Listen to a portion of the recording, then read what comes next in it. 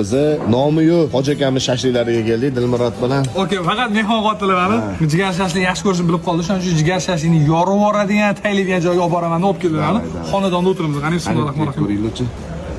Men aytganimdek ekanmi jigari yo'q. Haqiqatda siz aytgan yo'q, real. Menga mana shunaqa pishgan jigar rosa ham yoqadi, aka. Selida pishgan jigar. Zo'rmi? Biz o'sha paxta ko'chatiga hovlidamiz. Ko'rasizlar, mana oddiy hovlini oshxona qilib qo'yishgan, stoloy qilib qo'yishgan. Naryoda shuni ichkamni videoga olgan, mana qilib.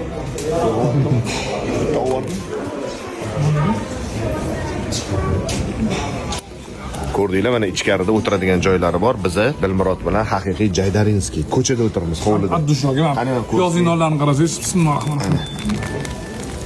Voy.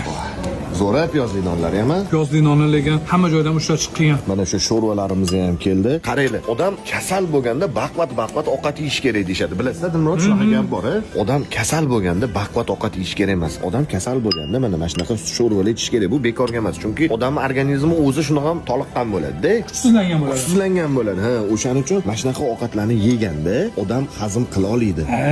Odamga quvvat bo'ladi. Bekorga shamollagan, immunitet tushgan odamga tuv sho'rva pishirib berishmas ekanda. Oldinlar yengil tuv sho'rva berishgan aytganingizda, keyin lapsha qo'shildi ana oldiga. Organizm qiynalmasligi uchun.